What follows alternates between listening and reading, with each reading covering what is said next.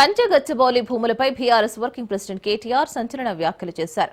Congress BJP మధ్య ఉన్న భూబంధాన్ని బయటపెట్టారు. Future city పేరుతో జరుగుతున్న దందాపై మండిపడ్డారు KTR. BJP MP CM Ramesh కు 1600 కోట్ల రోడ్డు కాంట్రాక్ట్ ఇచ్చారంటూ ముఖ్యమంత్రి రేవంత్ రెడ్డిపై మండిపడ్డారు. కంచె గచ్చిబౌలి భూముల తనఖా వెనుక సీఎం రమేష్ ఉన్నట్లు ఆరోపణలు చేశారు కేటీఆర్. కేంద్ర సాధికార కమిటీ రిపోర్టుపై చర్యలు ఎందుకు లేవంటూ ప్రశ్నించారు. రాహుల్ కళ్లు మూసుకున్నారా? బీజేపీ ఎందుకు స్పందించడం లేదని నిలదీశారు కేటీఆర్. రేవంత్ రెడ్డి అవినీతి బాగోతం తెలిసిన కేంద్ర హోంమంత్రి ఎందుకు మౌనంగా ఉంటున్నాడని అన్నారు. పొంగులేటి ఇంట్లో నోట్ల కట్టలు దొరికితే ఈడీ కేంద్రం ఎందుకు చర్యలు తీసుకోలేదని అన్నారు.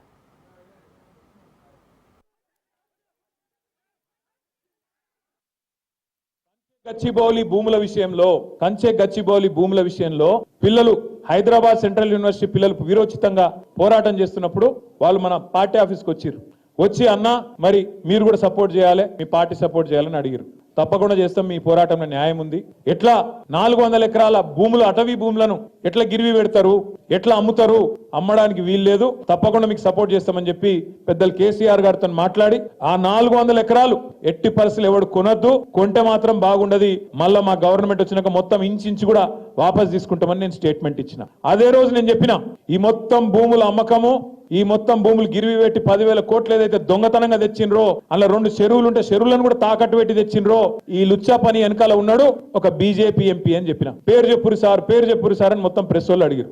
నేను పేరు చెప్పా, వాడు దొంగ, ఇప్పుడు దొంగతనం సగంలో ఉన్నాడు, దొంగతనం అయినాక మీకు చెప్తా అని చెప్పిన. దొంగ నిన్న బయటపడ్డాడు. సీఎం రమేష్ అనే ఒక బీజేపీ ఎంపీ, ఆయనకు నిన్న ఈ ముఖ్యమంత్రి రేవంత్ రెడ్డి గారు ఆ లుచ్చా పనిలో కంచె గచ్చిబౌలి భూములను తాకట్టు పెట్టే లుచ్చా పనిలో సహకరించినందుకు ఆయనకు నిన్న 1665 కోట్ల కాంట్రాక్టు ఫ్యూచర్ సిటీ అట.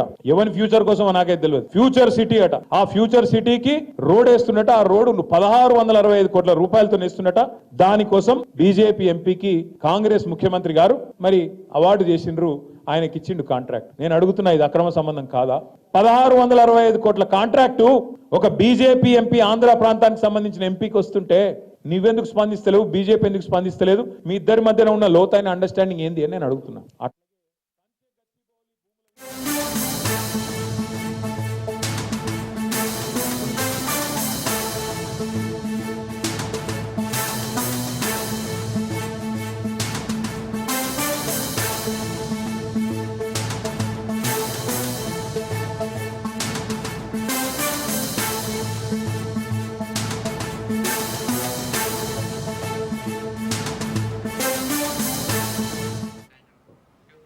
హైదరాబాద్ నగరంలో భారీ వర్షం కురుస్తోంది. నిన్న సాయంత్రం కుండపోత వర్షం పడింది. నగరంలోని అనేక ప్రాంతాల్లో వరద నీరు రోడ్లపైకి చేరింది. ముఖ్యంగా మాదాపూర్, జూబ్లీహిల్స్, పంజాగుట్ట, అమీర్పేట్ ప్రాంతాల్లో రోడ్లపైకి భారీగా వరద నీరు వచ్చి చేరడంతో ట్రాఫిక్ పూర్తిగా స్తంభించింది. ఆ ట్రాఫిక్ జామ్ వల్ల వాహనదారులు, ప్రయాణికులు తీవ్ర అవస్థలు పడుతున్నారు. రాత్రంతా కూడా వర్షం కొనసాగుతూనే అవకాశం ఉందని భారత వాతావరణ శాఖ తెలియజేసింది. ఈ నేపథ్యంలో జీహెచ్ఎంసీ పరిధిలోని కొన్ని ప్రాంతాలకు ఆరెంజ్ అలర్ట్ హెచ్చరికలు జారీ చేసింది. భారీ వర్షాల కారణంగా లోతట్టు ప్రాంతాల్లో నివసిస్తున్న ప్రజలు అప్రమత్తంగా ఉండాలని, అత్యవసరమైతే తప్ప బయటకు రావద్దని జీహెచ్ఎంసీ అధికారులు సూచిస్తున్నారు.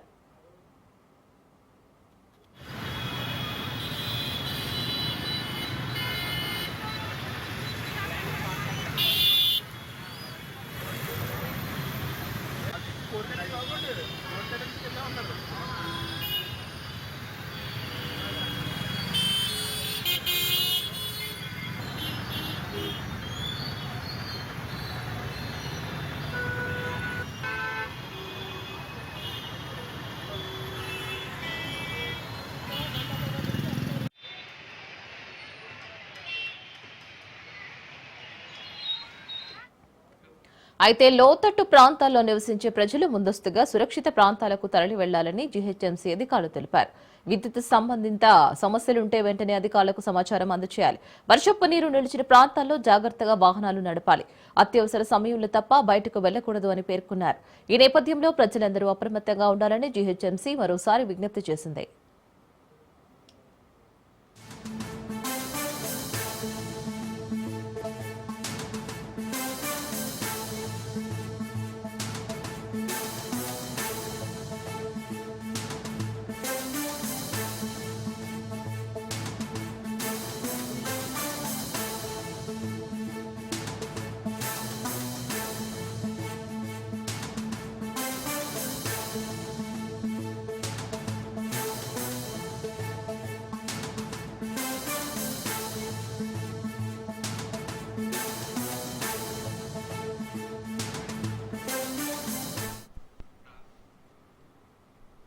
ఢిల్లీలో కాంగ్రెస్ ఓబీసీ నేతలు సమావేశమయ్యారు.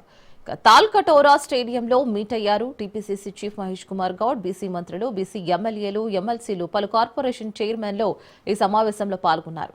అణగారిన వర్గాల సామాజిక, విద్యా, ఆర్థిక అభ్యున్నతి కోసం ఆవశ్యకతపై చర్చించారు. శక్తివంతమైన ఓబీసీ ఉద్యమంపై రాహుల్ దిశానిర్దేశం చేశారు. బీసీ రిజర్వేషన్లు భవిష్యత్తు కార్యాచరణపై రాహుల్తో నేతలు చర్చించారు.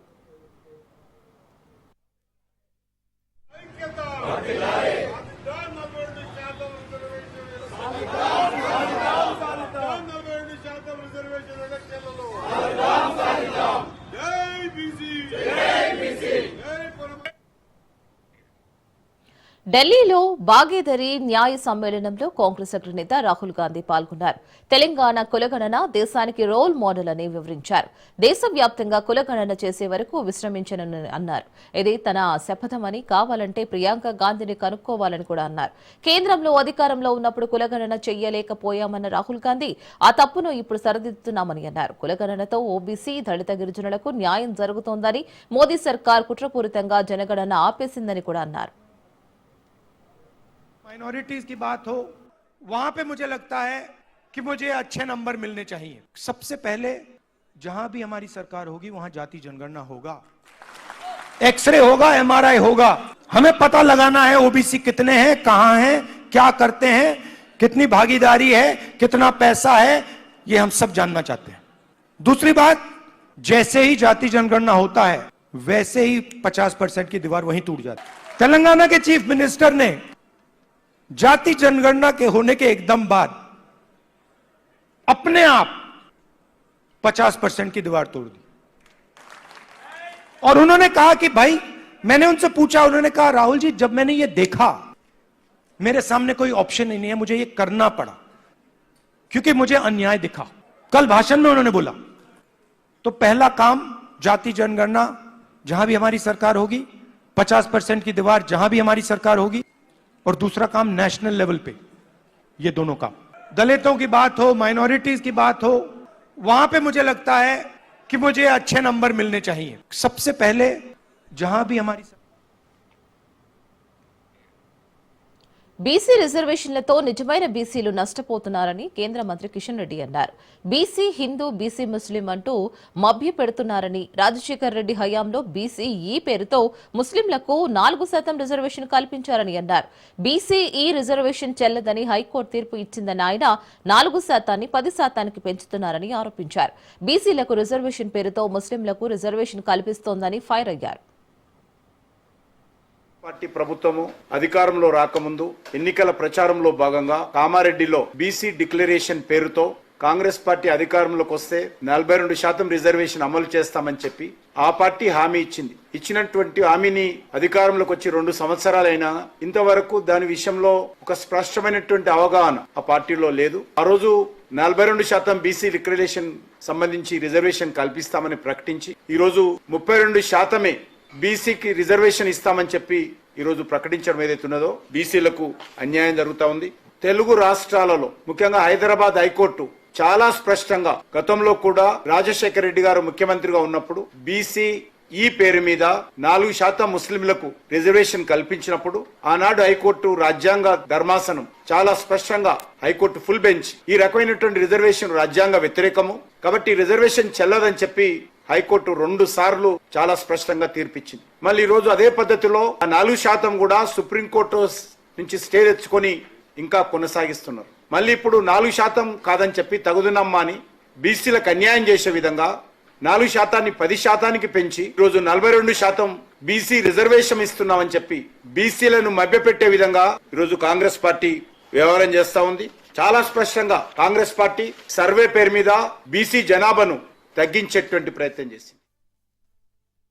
సీఎం రేవంత్ కు ఆస్కార్ కాదు భాస్కర్ అవార్డు ఇవ్వాలని అన్నారు తెలంగాణ బీజేపీ చీఫ్ రామచంద్రరావు. రేవంత్ మంచి యాక్టర్, నోబెల్ కాదు గ్లోబల్ ఇవ్వాలని అన్నారు. మోదీ కులాన్ని బీసీలో కలిపాకే ఆయన సీఎం అయ్యారని అన్నారు. మోదీని కన్వర్ట్ బీసీ అనడం అంటే వెనకబడిన కులాలను అవమానించడమేనని, రాహుల్ గాంధీ కులం ఏంటి, రాహుల్ తాత ఒక పర్షియన్ అని అన్నారు రామచంద్రరావు. రాహుల్ గాంధీకి గాయత్రి మంత్రం వచ్చా అంటూ కూడా ప్రశ్నించారు. రాహుల్ గాంధీ బ్రాహ్మణ వర్గం ఎలా అవుతారని కూడా అడిగారు.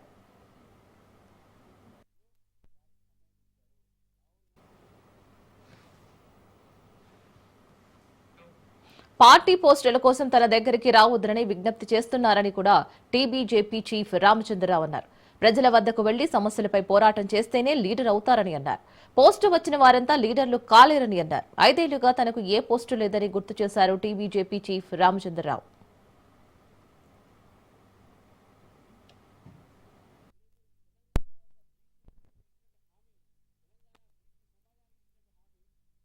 ముఖ్యమంత్రి గారు దాదాపు ఈ 18-19 నెలగా వారు ముఖ్యమంత్రి అయినప్పటి నుంచి ఢిల్లీకి 46 సార్లు, ఇప్పుడు నేను సుభాష్ గారు ఇద్దరు లెక్క తీసి 46 సార్లు వచ్చారు. ఏసారి కూడా రాహుల్ గాంధీ గారు వారికి అపాయింట్మెంట్ ఇవ్వలేదు, కానీ మా ప్రధానమంత్రి మా మంత్రులు వారికి అపాయింట్మెంట్ ఇచ్చారు. రాహుల్ గాంధీ గారు వారి పార్టీ నేతలు ముఖ్యమంత్రి గారికి అపాయింట్మెంట్ ఇవ్వలేదు, కానీ మా పార్టీ నాయకులు ప్రధానమంత్రి గారు మా పార్టీ కేంద్ర మంత్రులు వారికి సమయం ఇచ్చారు. రాహుల్ గాంధీ గారు తెలంగాణ ముఖ్యమంత్రికి సమయం ఇవ్వకపోవడం అనేది తెలంగాణ ప్రజల్ని అవమానపరిచినట్టు. అది పార్టీ నాయకుడి కింద చూడొద్దు కదా. ముఖ్యమంత్రి కాబట్టి మా మంత్రులు టైం ఇస్తున్నారు, వారు ముఖ్యమంత్రి కాబట్టి మా ప్రధానమంత్రి టైం ఇస్తున్నారు, కానీ మీ పార్టీ ముఖ్యమంత్రికే మీ నేతనే టైం ఇవ్వట్లేదు.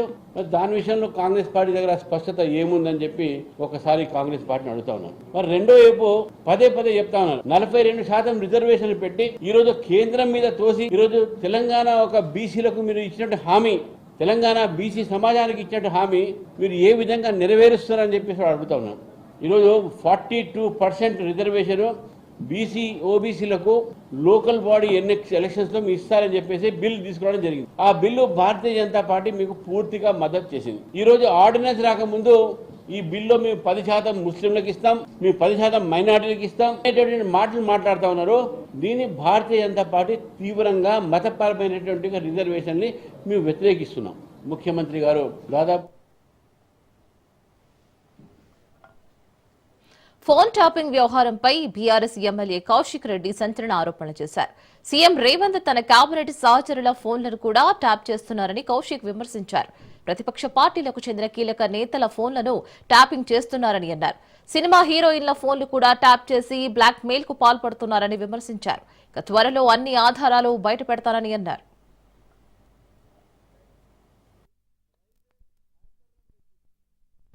స్వయంగా ఒక ముఖ్యమంత్రి ఫోన్ ట్యాపింగ్ మేము చేస్తున్నాము అని చెప్తుండంటే దీని మీద ఎందుకు సిబిఐ ఎంక్వైరీ, ఈడీ ఎంక్వైరీ ఎందుకు వేయొద్దు అని నేను అడుగుతా ఉన్నాను.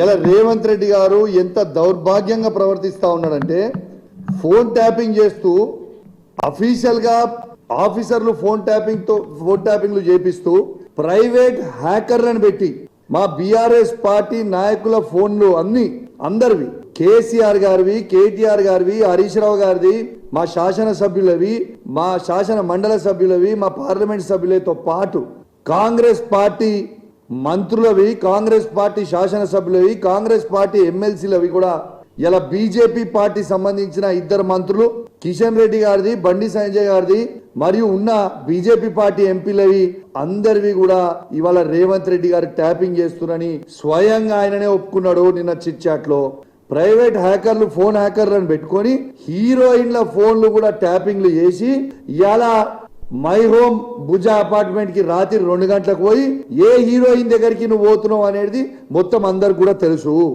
నువ్వు చేసుకుంటా పనులు ఎదిటోళ్ళు చేస్తారు. కేటీఆర్ గారి మీద నువ్వు బురద చల్లుతాము, కేటీఆర్ గారితో చల్లుతారు అంటే ఎవరు నమ్మేటోడు ఎవరు లేడు. ఎందుకంటే నువ్వు చేసే పనులు అందరు చేస్తారు అనుకుంటే అది కరెక్ట్ కాదు అని చెప్తా ఉన్నాను. ప్రైవేట్ హ్యాకర్లతోని రేవంత్ రెడ్డి గారు హీరోయిన్ల ఫోన్లు ట్యాప్ చేయిస్తా ఉన్నాడు. ఆ హీరోయిన్లని బ్లాక్ మెయిల్ చేస్తా ఉన్నారు. ఆఖరికి మొన్న మిస్ వరల్డ్ వచ్చిన వాళ్ళే కూడా ఫోన్లు ప్రైవేట్ హ్యాకర్లతోని దాన్ని ట్యాపింగ్ చేయించిండు. ట్యాపింగ్ చేయించి ఎంత అసభ్యంగా ప్రవర్తించిర్రో వాళ్ళని బ్లాక్ మెయిల్ చేసే ప్రయత్నం చేసిర్రో మీరు అందరు కూడా చూసిర్రు. ఇవన్నీ కూడా వాస్తవాలు నేను చెప్పేది, ఏది కూడా అబద్ధాలు చెప్తారండి. ఇలా మిస్ వరల్డ్ వచ్చిన వాళ్ళందరికీ కూడా హ్యాకింగ్ చేసినావు, హీరోయిన్ల ఫోన్లు హ్యాకింగ్ చేస్తున్నావు. ఆఖరికి ఒక హీరోయిన్ ఫోన్ హ్యాకింగ్ చేసి ఆ హీరోయిన్ ని ట్రాప్ లో పడేసి బ్లాక్ మెయిల్ చేసి మై హోమ్ పూజాకి రాత్రి 2 గంటలకి పోయి ఆ హీరోయిన్ తో ఏం చేసినావు నీకే తెలియాలి, ఇక మాకైతే తెలియదు. స్వయంగా ఒక ముఖ్యమంత్రి ఫోన్ పెన్షన్లు పెంచుతామని అధికారంలోకి వచ్చిన కాంగ్రెస్ ప్రభుత్వం ఇచ్చిన మాట నిలబెట్టుకోవడంలో విఫలమైందని మందకృష్ణ మాదిగ విమర్శించారు. ఆగస్టు 13న హైదరాబాద్ లో నిర్వహించే వికలాంగుల చేయూత పెన్షన్దారుల మహాగర్జన సభ సన్నాహక సమావేశాలను భూపాలపల్లి, పెద్దపల్లి జిల్లాలో మందకృష్ణ నిర్వహించారు. 20 నెలలు గడిచినా రేవంత్ సర్కార్ పెన్షన్ల పెంపుపై ఏమాత్రం పట్టించుకోకపోవడంతో ఆసరా కోసం చేస్తున్న పేదల ఇబ్బందులు పడుతున్నారని కూడా మందకృష్ణ అన్నారు. ప్రస్తుతం కాంగ్రెస్ ప్రభుత్వం రేవంత్ రెడ్డి గారు ముఖ్యమంత్రిగా ఉన్నాడు. ఆయన ఎన్నికలకు ముందు, ఆయన 2023లో జరిగిన ఎన్నికలకు ముందు కాంగ్రెస్ పార్టీ మేనిఫెస్టోలో చెప్పింది, ఆయన నోటి ద్వారా చెప్పింది, మన ఓట్లు అడిగింది, వేయించుకున్నది. వికలాంగుల పెన్షన్లు అయితే 4,000 నుంచి 6,000 పెంచుతామని, వృద్ధులు, వితంతులు, ఒంటరి మహిళలకు సంబంధించిన వాళ్ళు అయితే 2,000 పెన్షన్ 4,000 పెంచుతామని, ఈ నెల మీరు ఓట్లేస్తే వచ్చే నెలలో మేము అధికారం వస్తున్నాం కనుక అధికారంకి వచ్చిన నెల నుంచే మేము పెన్షన్ పెంచి తీరుతామని చెప్పి రేవంత్ రెడ్డి గారు మాట్లాడి మనల్ని నమ్మించి ఓట్లేయించుకొని వాళ్ళ ముఖ్యమంత్రి రేపు వచ్చే నెల మొదటి వారం నాటికి 20 నెలలు. ఆయన ఏ నెల నుంచి పెన్షన్ ఇస్తానని చెప్పిండు అని అంటే, నవంబర్లో ఎన్నికలు జరిగినాయి, డిసెంబర్లో మేము అధికారానికి రాబోతున్నాం, మీరు నమ్మి ఓట్లేస్తే మీ పెన్షన్ పెరుగుతుంది డిసెంబర్ నుంచే అని అన్నాడు. ఇప్పుడు ఆయన ఏ డిసెంబర్లో ముఖ్యమంత్రి అయ్యిండు? 2023 డిసెంబర్లో ముఖ్యమంత్రి అయ్యిండు. 2023 డిసెంబర్ పోయింది, 2024 డిసెంబర్ పోయింది. ఇవాళ ఇంకొక వారం రోజుల్లో మళ్ళీ ఆయన ముఖ్యమంత్రి అయిన నెల దగ్గర ఆగస్టు రాబోతుంది. ఆగస్టు నెలకు ఆయన ముఖ్యమంత్రి 20 నెలలు. బనకచెర్లపై కేంద్రానికి తెలంగాణ లేఖ రాసింది. బనకచెర్లకు అనుమతి ఇవ్వొద్దునని కేంద్ర జలశక్తి శాఖకు విజ్ఞప్తి చేసింది. ఏపీ ఇచ్చిన ప్రాథమిక నివేదికపై మహారాష్ట్ర, ఒడిశా, కర్ణాటక, ఛత్తీస్గఢ్, తెలంగాణ అభిప్రాయం కోరింది కేంద్రం. దీనితో కేంద్రానికి లేఖ రాసిన తెలంగాణ ఏపీ పునర్వ్యవస్థీకరణ చట్టం, గోదావరి ట్రిబ్యునల్ తీర్పు, పోలవరం ప్రాజెక్టుకు ఇచ్చిన పర్యావరణ అనుమతికి వ్యతిరేకమని లేఖలో తెలిపింది.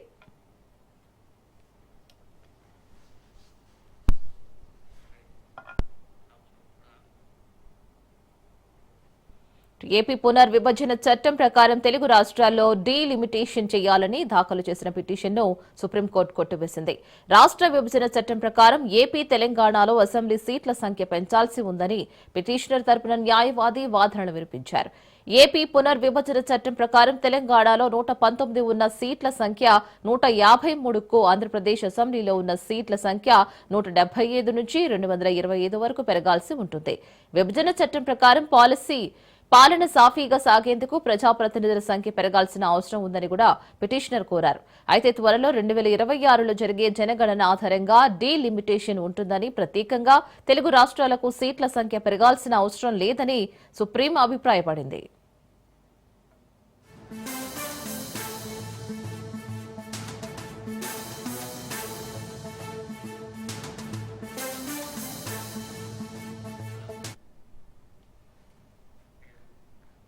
ఈ నెల 28న పార్లమెంటులో ఆపరేషన్ సింధూర్ పై 32 గంటల పాటు చర్చ జరుగుతోందని పార్లమెంటరీ వ్యవహారాల శాఖ మంత్రి కిరణ్ రిజిజు తెలిపారు. లోక్సభలో 16 గంటలు, ఈ నెల 29న రాజ్యసభలో 16 గంటలు పహల్గామ్ ఉగ్రదాడి, ఆపరేషన్ సింధూర్ అంశాలపై చర్చ జరగనుందని తెలిపారు.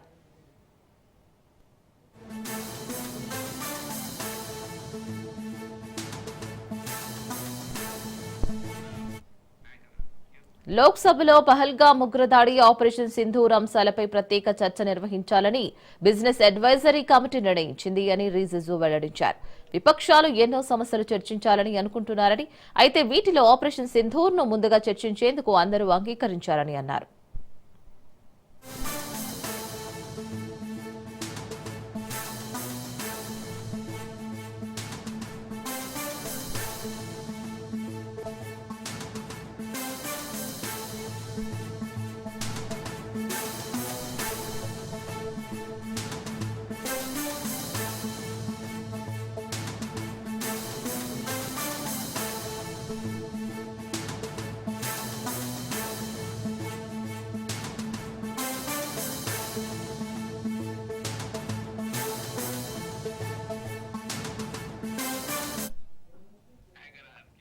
పార్లమెంటు సమావేశాలు ప్రారంభం అవడానికి ముందే ఆపరేషన్ సింధూర్పై చర్చలు నిర్వహించాలని విపక్షాలు లేఖలు రాశాయని, తాము కూడా దానికి సిద్దమేనని ప్రభుత్వం చెప్పిందని ఆయన గుర్తు చేశారు.